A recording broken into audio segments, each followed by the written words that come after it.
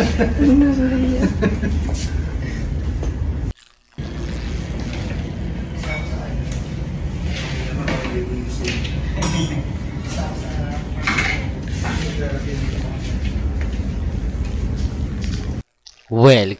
back mga kaaldab. Ito na naman po ang inyong lingkod, si Mr. Destiny.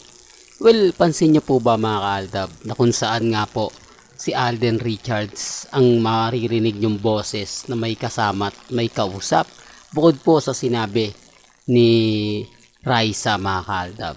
Well, pansin niyo po ba na ang update po ni Mengay tinatapatan naman po ng post ni Maine Polkerson? Ang ibig kong sabihin, ang update ni Maine Polkerson tinapatan ni Daddy Bay. Ito yung pananaw ko mga kalab. Sabi ko nga po sa inyo, may mga bagay-bagay nga po na mahirap nga po talagang ipaliwanag, mahirap po magkomento, lalo na nga po kapag ang pinag-uusapan ang real life couple. Di po ba? Kahit sabihin nila na wala, Mr. Destiny, gumagawa ka lang ng issue. Kumbaga, ito na, sinabi ni Mengay, nag-post na siya, Maine Mendoza at Aide Cutie. Di po ba? Halatang halata naman po na ginagawa lang po nila to para mailihis nga po yung atensyon ng mga netizen. Ginagawa lang po nila to para makakuha ng pansin. Di po ba? Kaya nga po ito yung sinasabi natin na bakit nga po ba kailangan pa na sabihin nila to? Bakit kailangan pa po nilang gawin to? Na po pwede naman pong sagutin na lang yung mga katanungan. Na po pwede na namang sabihin kung ano na nga po ba yung latest at kung ano na nga po ba yung update. Di po ba? Ang daming mga bitter ngayon na dumadaan sa channel natin. Ang daming laging galit, maiinitin ng ulo, kung ano-ano po yung sinasabi sa akin. Di po ba? Normal lang naman po yung pagbibigay ko ng update. Binabasag ko lang po sila kasi ganun din naman po yung ginagawa nila sa mga mamis, sa mga tita, sa mga senyor na nagmamahal po kila Mengay at kay Alden. Although, trending na trending ngayon si Alden kasi pag kay Alden, katulad nga po ng red carpet ngayon o premiere night, sinasabi nila, pinopromote mo, bahala po, di po ba hindi tayo gagalaw, bukas pa naman po showing na siya. Tignan na lang natin kung ano yung mangyayari, di po ba? Pero bago natin ituloy itong magandang update natin at talagang mainit kung bago ka lang sa channel na to at isa kang true-blooded Aldab Nation na nagmamahal po kila Mengay at Isoy, tama po ang channel na pinuntahan mo kaya consider na po kitang bagong subscriber at huwag mong kalimutang i-share ang mga video po natin sa mga mami, sa mga titas at sa mga senyor. I-remind ko lang po itong post ni Mengay. Bakit hindi nga po ba ito nag-trending? Bakit wala nga po talaga ito kahit sabihin na natin sa Instagram, sa Facebook, sa Twitter, sa mga website? Paano kasi mga kaldo wala na pong ingay, wala na pong dama si Maine Polkerson para po sa kanila. Di po ba? Hindi na po kasi katulad to ng maiinit.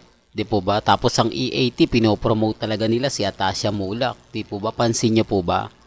Siguro naman po napapanood nyo lagi sa E80. Siguro naman po lagi nyo napapansin. Yung parang itsapwera na nga po ba talaga si Maine Polkerson? Bakit pag nagbibigay lang ng update sina Daddy Bay, si Alden Richards, saka lang po gumaganti ng post si Mengay? Bakit hindi po magsimula si Mengay? Bakit laging delay lagi yung post ni Mengay? Hindi po ba? Bakit hindi rin po sinasagot ni Ibyang yung mga katanungan na marami nga po talaga napapaisip? Sinasabi ko lang po ito para po sa kaalaman ng lahat, lalo na nga po sa mga taong nagmamahal at sa mga taong nagsasabi ng ganito ganyan. Di po ba? Kaya dun sa nagsasabi na, "Uy, Mr. Destiny, fake news ka, lahat ng mga binabalita mo hindi totoo yan."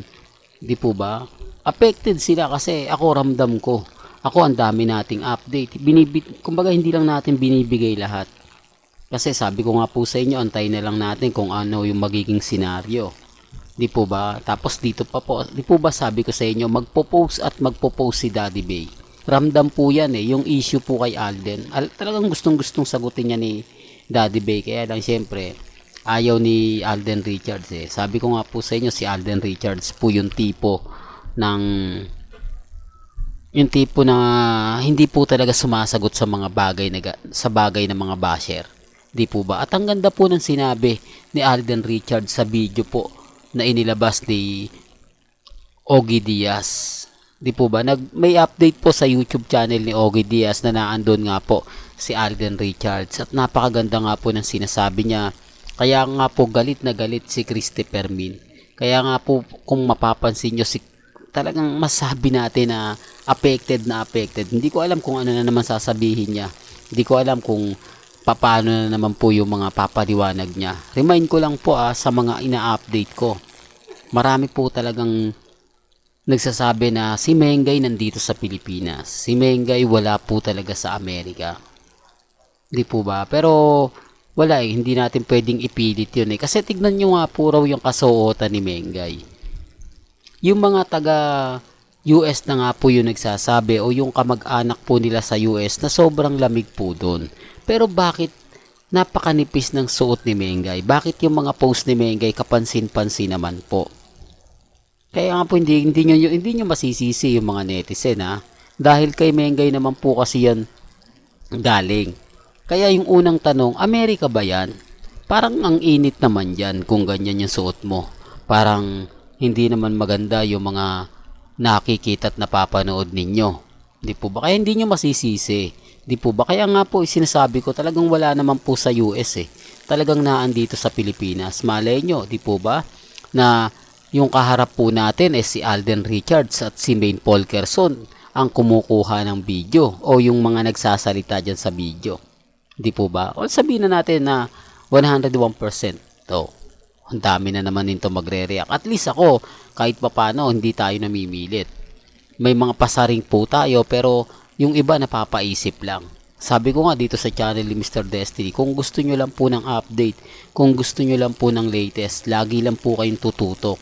Pabor man o hindi, kailangan updated po kayo. Sa mga nagsasabi ng fake news ako, sa mga nagsasabi na, nako si Mr. Destiny na naman bumanat, hindi yan totoo. Fake news yan, di po ba? Okay lang, basta ang importante nababasag po natin sila. Hindi po kayo nagpapahuli, hindi po kayo laging kumbaga huli sa balita, lagi kayong updated. Yun lang naman po yung importante. Kaya kung gusto nyo lang po ng mga maiinit, makaaldab, tapos may usapin about kila Mengay at kay Alden at sa tingin nyo gusto nyo ng update, punta lang po kayo dito sa channel ni Mr. Destiny. Well, hanggang dito na lang po yung updates natin Kaya kung gusto nyo pa po ng pinaka-latest at sariwang update, abay tutok lang po kayo dito sa channel ni Mr. Destiny para updated po kayo sa mga latest at sa mga bagong video po na ilalabas po natin maya-maya lang. Hanggang sa muli, salamat po sa panonood at pakikinig.